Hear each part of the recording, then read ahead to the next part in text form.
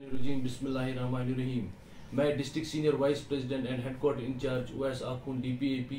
जैसा कि आप सब जानते हैं, सुबह एक न्यूज़ सर्कुलेट हुई थी जिसमें आप सब ने सुना होगा कि शुएब नबी लोन साहब XMLA जो कि डिस्ट्रिक्ट प्रेसिडेंट है डेमोक्रेटिक प्रोग्रेसिव आज़ाद पार्टी के, उन्होंने बेसिक मेंबरशिप से रिज़ाइन किया है DPAP से।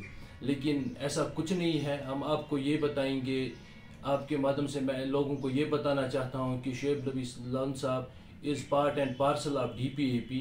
हम इस पार्लियामेंट इलेक्शन में इंजीनियर साहब को सपोर्ट कर रहे हैं।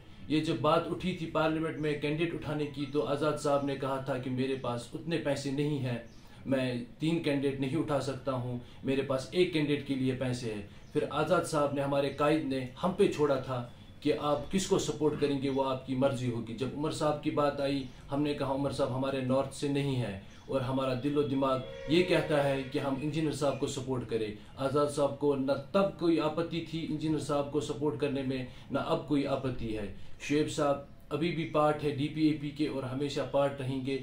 20 तक हम इंजीनियर साहब को अनकंडीशनल सपोर्ट दे रहे हैं क्योंकि वो ज़मीर के कैदी है और हक की लड़ाई है। ये कोई सियासी लड़ाई नहीं है, ये लड़ाई है एक मजलूम की लड़ाई है। ये एक छोटे बच्चे को उसके वालिद से मिलाने की लड़ाई है।